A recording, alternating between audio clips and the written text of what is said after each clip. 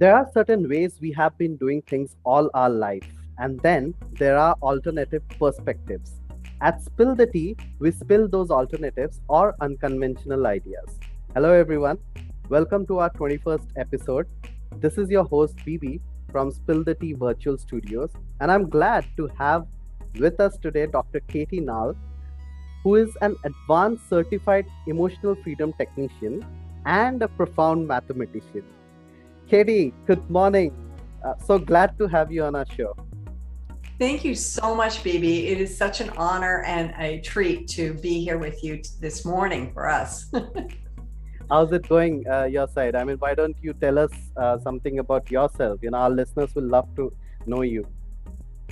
I live in Florida on the East Coast, and it's morning here. We're getting ready to go to the beach. Wow. It's a beautiful day, and we're getting ready to go out. Fantastic, fantastic. Now, Katie, I mean, it's needless to say that that our world has turned upside down in the last 2 years now. Slowly, many parts, many countries, many parts of the world are slowly crawling towards normalcy. And I don't even know. I'm afraid when I say that statement, but like we don't know where we are stepping into. It's such an uncertain future, which we don't know what's going to happen in the next week, next month. Nobody knows that. And I will say, personally, I do feel a lot of restlessness and anxiety. And I'm glad that we found you and we are talking to you today. But my first question is going to be for our listeners out there: how does Dr. Katie Nall manages her own anxiety or restlessness during these times? Great question, BB. I'll share with you what my husband says. He says that I don't get stress, but I'm a carrier. Those around me get it. Okay, I get that. My personality has always been just let it flow. We'll figure it out, and you just do the best you can where you are with what you have. Fantastic, awesome. Now, can I ask you, I didn't know about emotional freedom technique before I researched on your work, and now I'm glad we are talking. But for our listeners, can you explain what this technique is? Oh, I would love to. This is my new passion, BB. I've always been a mathematician, and I've always been pushing and promoting math and explaining how fabulous it is. And now I feel the same way about emotional freedom technique. It's called EFT, and it's also called tapping. The reason why it's called tapping is because the basic recipe, the main thing that we use, is actually tapping on different parts of your body. It was developed by an electrical engineer by the name of Gary Craig. He's a graduate of Stanford University, and he was watching psychologists and psychiatrists who had been working with people who had major depression, were anxious, fearful, and they wanted to break through. They wanted to have these people have restful lives, wanted to have that peace, right? And in order to do that, they turned to traditional Chinese medicine, which has 12 main meridians throughout our body. Yeah. Well, Gary Craig looked at those meridians and he said, those look like electrical circuits. And he said, if you tap on different parts of your body, you're going to hit the intersection of most of those circuits and affect different parts of your body. Now, why would this be important? Well, I don't know about you, BB, but when I get stressed, sometimes you feel it in your body. You may get a headache, it's constricting your throat, your heart might beat faster, you may get a stomach ache. All of those things are stuck in our body. Well, what tapping does is it relieves that blockage, energy blockage that we have, and allows the energy to flow freely through our body, relieving the stress. And clinical studies that have been done all over the world have shown that this stress reliever eliminates the stress. So stress about that individual stressor is gone forever. It does not come back. Wow, interesting. We spoke about stress, and I just mentioned, right at the beginning of this talk, how stressed we are, and even if we are sitting at home or working from home, just like many of us are doing, we do feel stress. Now, I have a question around that. Like, do you have a specific age group of people who come to you for help, or I'm just curious to know the age group of your clientele. Great question, Bibi. Yeah. This started when I was researching for my Ph.D. in math education, and I wanted to work with math students. Well, they weren't math students. They were students who were trying to complete their degrees. And in an attempt to try to complete their degrees, they felt that math was the subject that was holding them back. They couldn't get their degrees because of their fear and anxiety about math. That's what led me to it. And in the process of trying to help them, I discovered emotional freedom technique, bought the book, bought the DVD, and just started working with people. And after we saw success, truthfully, I wasn't sure who was more surprised, the students or me, because I wasn't sure it was going to work either. But we started seeing success. So I went back and I got certified in level 1, level 2, level 3, trauma, quantum. That's a whole nother thing. And now I'm a master trainer, and I train others in how to be able to teach people how to manage their stress. Short side note, I was working full-time at a college while I was earning my PhD. It took me 4 years. I was working full-time at the college while I was becoming a master trainer in emotional freedom technique. It took me 8 years. So there was a lot of study to it. But to answer directly your question, in addition to students, I've worked with clients as young as a few months old and working adults who have been stressed about all kinds of things, from fear of spiders to not wanting to cross over bridges to wanting to focus at work and not being able to because of all of the things that are going on around them. My granddaughter was only a few months old, and infants sometimes get to the point where they're so excited and they're so overstimulated that they can't even go to sleep. Well, this one granddaughter was so upset. She was on one grandmother's arm and shoulder and couldn't relax. And I asked, I said, "Is it okay if I tap on her?" And they said, "Yes, please, whatever you can do." And I started tapping on her, and I didn't even get finished, and she was out like a light. Wonderful, awesome. So which means that I was thinking that it's only for adults like us, like me. When I'm constantly telling you that I'm so stressed or restless, or probably I'll get to that. But something very interesting and unconventional, and that's what we do at Spill the Tea Pods. And when I read about you on your website, you got your PhD, you earned your PhD when you are nearing your 60, and that actually motivated me, inspired me that there's so much to do in life. What motivated you? I'm very curious to know that. Well, Bibi, there were a lot of things. First of all, one of my mission statement that I developed probably 40 years ago is that education at every turn. It doesn't matter if I'm the student or the teacher, there's always something to learn. So that's my internal mission statement. Yeah. There's also a observation in nature. If you look at nature, plants are either growing or decaying. If we're not growing, guess what? We're decaying. Yeah. When I was 18 years old, I made a list of the 5 things I was going to accomplish by the time I was 25. Number 1 on the list was I was going to buy a house. Oh, I'm sorry. Number 1 was I was going to earn my PhD. That was number 1. And the reason why The reason why was because I looked around at people who had different lifestyles than me, and it seemed like the differentiator was they had more education. At that time, that was what was important to me.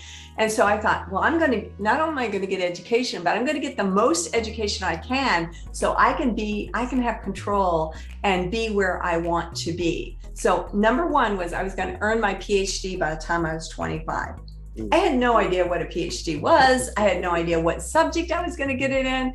I had just heard that a PhD was your highest thing. Number two was I was going to buy a house. And the reason why I said that was because we moved a lot when I was growing up. I attended 12 different schools in 5 different states around the United States. Wow. We were moving all the time. There was nothing sexy or attractive about it. We were just trying to avoid bill payers. And the second thing was I said I was going to have a car by the time I was 25. Yeah. I can't remember what the fourth thing was, but I do know the fifth thing was by the time I was 25, I was going to begin dating. You see, we had moved around so much that I really didn't have a best girlfriend, a best boyfriend, or anything. And I was so passionate about getting to my goals that I wasn't going to get anything messed up by the time I was 25. Well, let me tell you what happened. BB, when I was actually 25, I didn't have my PhD, but I was working on my master's. So I felt like, okay, I'm making progress. I hadn't bought a house, but we were managing a apartment complex at the time. So we were living there for free. I did have a car that was paid for. And remember what number 5 was? I was going to begin dating. Yeah. By the time I was 25, I had been married for 5 years. It turned out that my husband had a plan also that was different than mine. So by the time I was in my 50s, I was working at a college. So PhDs were recognized. My youngest child was over 25 when I went back to school. And I was able then to accomplish my lifelong goal, which meant I had to create new goals. So one of my new goals is I want to dance at each one of my 5 granddaughters' weddings. That means I have to stay in good health, stress-free, for probably the next 30 years, because the youngest one is only 1 year old. Awesome. I mean, such a lovely and inspiring story. You know what I was thinking when you were telling me about your life. So your PhD didn't actually take 4 years to complete it. It took more than 40 years because you didn't leave that. You didn't leave that mission, that goal. And I'm pretty sure your family supported you, your children, your husband, to get you there, that you did your PhD nearing 60. Now, coming back to the EFT technique, which took you about 8 years. So it kind of tells the intensity and the in-depth knowledge you have accumulated, and now you're helping your clientele. Kerry, you also spoke about quantum and mathematics. So I'm also curious to know what's the relevance of mathematics or quantum in the techniques you use. Interesting question. So the quantum tapping that we talk about actually touches on past lives. There have been clients that I've had. I have clients worldwide on a variety of issues. And I've had clients that we have reached an impasse. We can't get any further. And so I start talking about past lives, and we have huge breakthroughs. So tapping can not only release the stress that you're feeling now, but it can go into histories of things. I didn't understand this when I was getting the training, BB, but what I learned, and this made so much sense to me, is I'll give you a little example. When my grandmother was pregnant with my mother was in her womb. My mother had all of her eggs then at that time. So that meant that everything my grandmother experienced during her pregnancy was in my DNA, right? Then my mother was born. So everything my mother experienced her entire life until I was born was in my DNA. So when you may have a situation where you go into a room, you meet a person, you're in some kind of unusual situation, and you're like, I don't feel comfortable. There's something that's not quite right. Yeah. And it could be the memory in your DNA that you don't have any idea where it's coming from. And yeah. Awesome. I mean, such in depth and okay.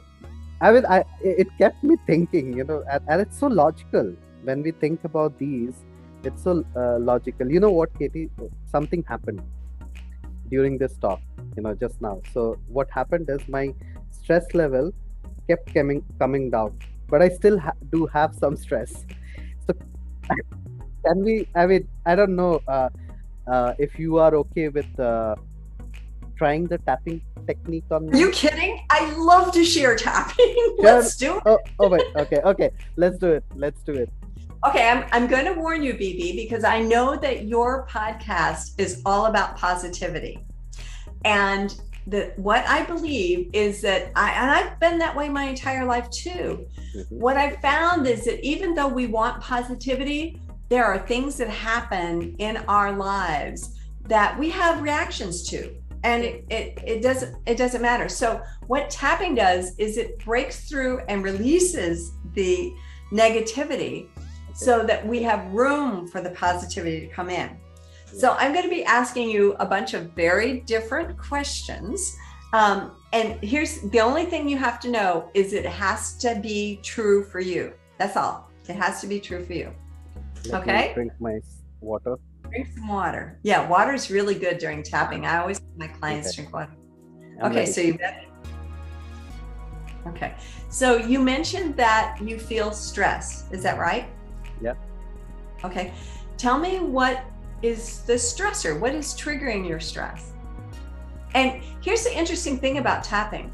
If you know what it is, but you don't want to say what it is, you don't have to. If you feel comfortable saying what it is, you can.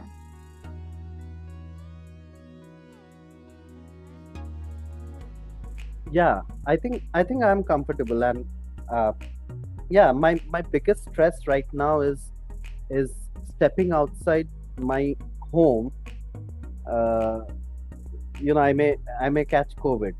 So I think no matter how foolish it sounds, I follow all the SOPs I need to with mask and sanitizer and everything, but still I am really worried, and I feel that stress that whenever I'm in contact with with a new person, I may catch COVID. So I don't know whether it's OCD, but I have gone to that level where I literally feel it too much, and I really feel that fear in me, inside me somewhere. So we are 2 years down the line, but I still do feel that.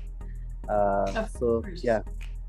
Yeah, and you are like so many of us, BB, so many of us. yeah. So I'm going to repeat back to you. You felt stress, fear, worry. Which one of those is the strongest?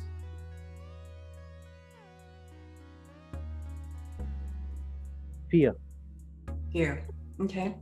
So when you think about, when was the last time that you went outside and you felt that fear? Last week I took a public transport to go to a relative's place. I mean, I took a Uber, so I was literally in fear. Yeah. Okay. So last week you took an Uber and you're in fear. Now, BB, thinking about it right now today, from the top of your head to the bottom of your toes, when you remember going into that Uber and the fear that you felt, where do you feel it in your body? I felt it in my in my breathing. In your breathing? Yeah, in my breathing. Okay. Yeah. Okay. And from 0 to 10, where 0 is like, you know what, it's going to be fine, and 10 is the most fear you've had in your life, where is that fear right now? Oh, Yeah, that's pretty interesting. Yeah. So I will say it's somewhere 6 or 7. Let's say Okay. 7 because yeah, I'm generally I found Okay. more fearful. Yeah, so 7. And is this a true statement? Right here, right now, I feel safe. Right here, right now, I feel safe. Is that true? Yeah. Okay, good. So, for all of your viewers, and I know you have millions out there, I'm going to encourage them to tap along with us. They may not have the fear and it may not be in their breathing, but they may feel the effects of this as well. It's called borrowing benefits. So I'm going to encourage them to go along with this. Yep. We're going to do it the first time without words, and then we're going to add words. When we do add words, my last question is, if I say something and it's like, not, you're thinking to yourself, that's not quite the way I would say it, will you rephrase it in your own words? Yep. Okay, good. I can. Yeah. So we're going to start with the side of the hand, and you can use either hand, it doesn't matter, but it's between your wrist and your little finger. And you're going to tap right there. And you're just going to think about that fear. We're not going to have any words. We're just going to tap. When we add words, there's going to be a sentence we're going to repeat. So we'll say it 3 times. And then the next place we're going to tap, again, you can use your right hand or your left or both. It doesn't matter. And you're going to tap right on the crown of your head, your crown chakra. And then I'm going to warn you, we're going to go in for a close-up, okay? Because I want to make sure you get the right place.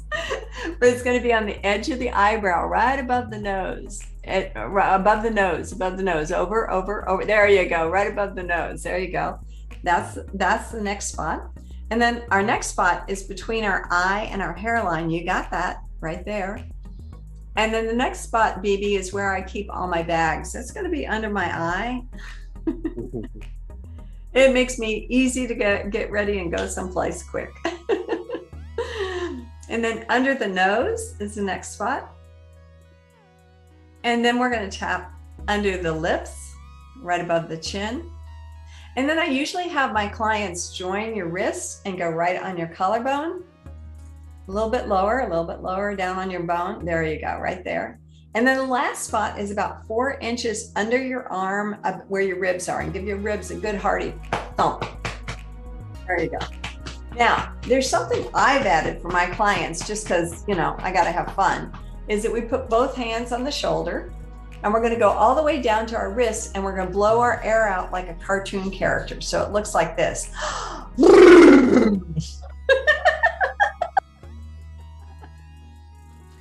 So now we're going to add words. You ready? Yeah. Okay. So we're going to add, start on the side of the hand, and we'd like to have all your viewers to tap along with us and say, even though, when I think about getting in that Uber last week, when I was thinking of getting in the Uber last week, I have all this fear in my breathing. I had all this fear in my breathing. Right here, right now, I feel safe. Right here, right now, I feel safe. We're going to repeat that 2 more times. Even though I have this fear in my breathing. I had this fear in my breathing. Just thinking about getting into that Uber last week. Just thinking about getting in the Uber last week. Right here, right now, I feel safe.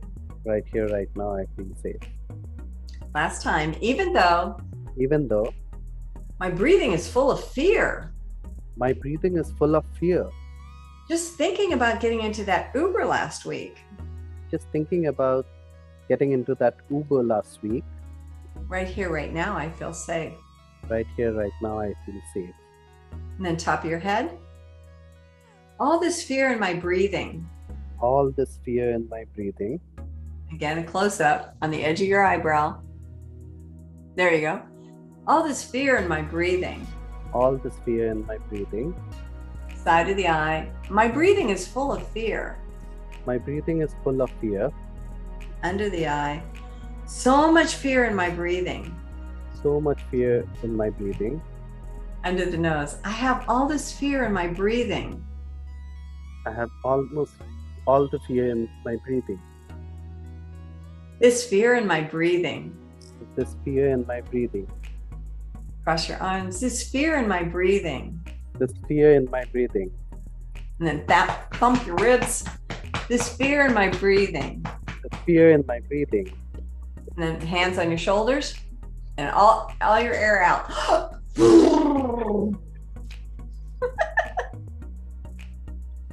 So BB, when you think about getting into the Uber last week and you had so much fear, it was a 6 or a 7. From 0 to 10, where is it now?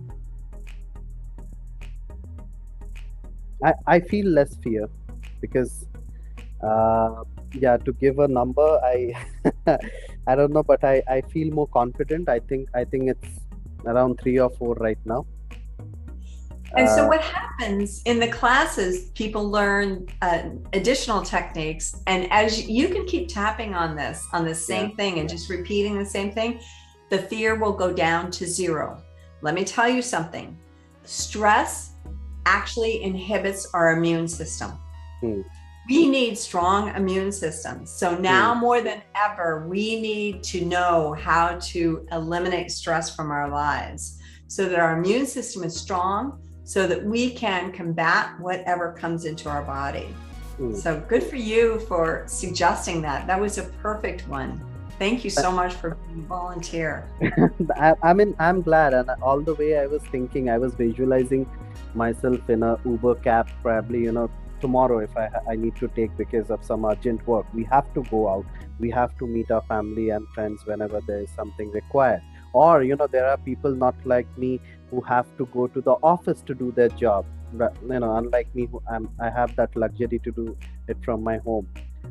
It doesn't mean that, I'm going to be reckless. No, that's not what this is my opinion, but I can't live with that fear. I have to face it. I have to go out with proper, SOPs followed. And that is something which I was thinking. Now, this can be applied not just for, fear of COVID, but for all fears. We have fear of losing our jobs, because we are living in a difficult time. All we have to do is embrace it and then move on. Now, I think I forgot the track of my question, but what I was thinking is, Katie, it's very unusual that we have been told always to be positive, to refrain ourselves to think negative. We shouldn't be using that word fear or anxiety. Some if we share that with family or friends, sometimes we are even told, oh, don't worry, you're taking too much of tension, everything will be cool and calm. What you just did is you kind of asked me to look into my negative side, not my negative side, but that fear I have. So I'm very curious to know why. I mean, how did you do that? Or if you're getting my question, what I'm trying to ask. No, I get it. Well, BB, if you think about the word emotion and you separate it out, it's energy in motion. We have our positive feelings. We feel love, we feel joy, we feel happiness. And you know what? Those feelings drift. They move on. And that's what they're supposed to do. But what happens when we get angry or we get upset or we have this fear? It stays with us. Now, why does it stay with us? I haven't found the answers to that, but I will tell you, BB, that I have a personal observation. And this came from the way I raised my own children. That when they were happy or when they were loving or when they were kind, I loved it and I held on to them and it was just really fabulous. And I allowed that emotion to pass through them, that energy and motion to pass through them. But what happened when they were playing together and they weren't sharing their toys? What did I do? I told them, you have to share, you have to do it. So they were having negative emotions, probably jealousy, I don't know what, fear that they might lose something, whatever emotions a 2-year-old has and can't explain. They were having whatever emotions there were. And then what happens? A respected authority comes on, and instead of allowing that negative emotion to pass through them, now we have maybe an embarrassment that a parent came after, or a possible loss of love or a fear of a parent. And so it's not just the anger or whatever emotion they have, but now it's coated with all these other emotions. So when we have a fear, that fear of maybe getting COVID is not necessarily all standing by itself. It may be coated with that fear that we had, maybe something that happened to us in our childhood, maybe it was something that happened to our mother, maybe it was something that happened to our grandmother. And so those fears are just not by themselves, and we cannot allow them to pass through us. There have been times where, I'm angry right away and then it's gone. I'm trying to open up a can or something and I spill everything and I'm like, I'm really angry or frustrated, and then it goes. Well, that's what emotions are supposed to do. It's when they get stuck in our energy system that's what causes damage. Dr. Hans Seeley, who in the early 1900s did his initial research on stress, he was a medical physician who was looking at patients who had cancer, patients who had diabetes, patients who had heart issues. And among all those patients who had totally different symptoms, he started noticing that they all had similar kinds of what's the word I'm looking for? They all had similar symptoms outside of their disease. And that's what he named as stress. So stress is an underlying trigger for all our diseases. And once we know how to control and eliminate stress, well, then I can live an extra 30 years to be able to dance at my grandmother's and my granddaughter's weddings. Wonderful. And it's so natural, right? I mean, what you just taught me is, and so our listeners is to embrace it, to face it, to control and, to eliminate it.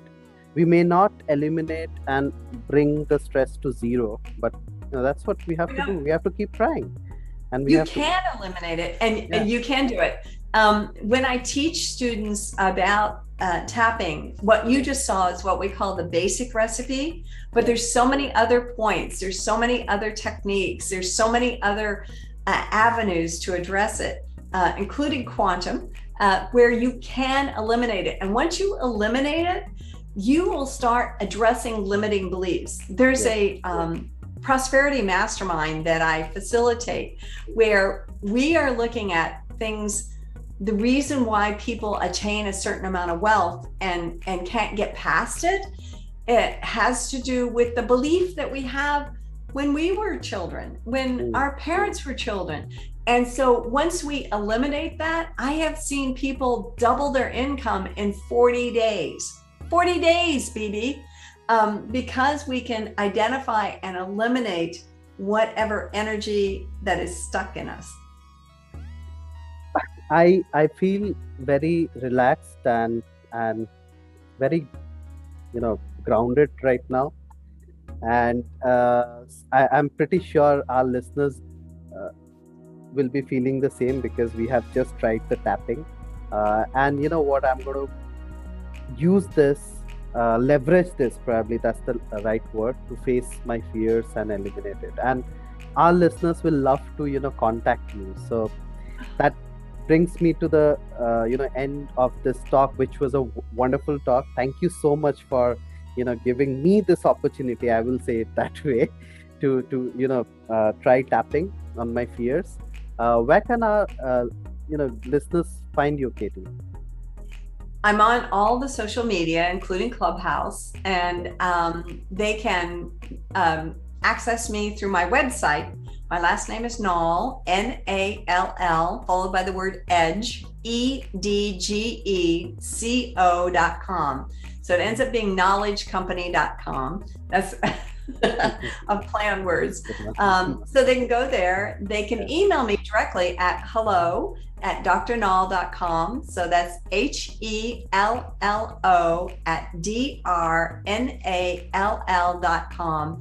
And I will reply back. I do have clients all over the world. And what I'm really excited about is being able to teach tapping. We do have a tapping class coming up at the end of the month. It's all on Zoom. Although it's an 8-hour class, I will not teach 8 hours on Zoom, but it's in 2-hour segments. So it's 2 hours, and then next day 2 hours, 2 hours, 2 hours, and people will actually be taught, and they will do tapping themselves on one another, and evaluated. So it's a great opportunity.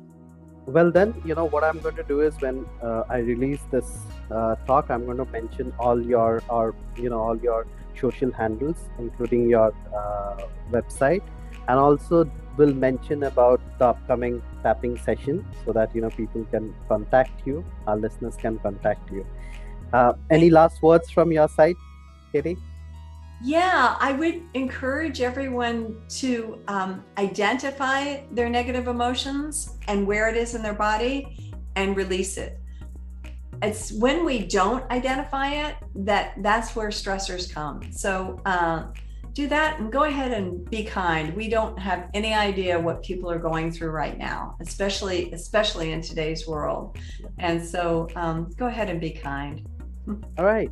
Thank you so much, Katie. And our listeners, please do find us on spilltheteapods.com. And it was lovely talking to you. Thanks a lot. Thank you, Bibi.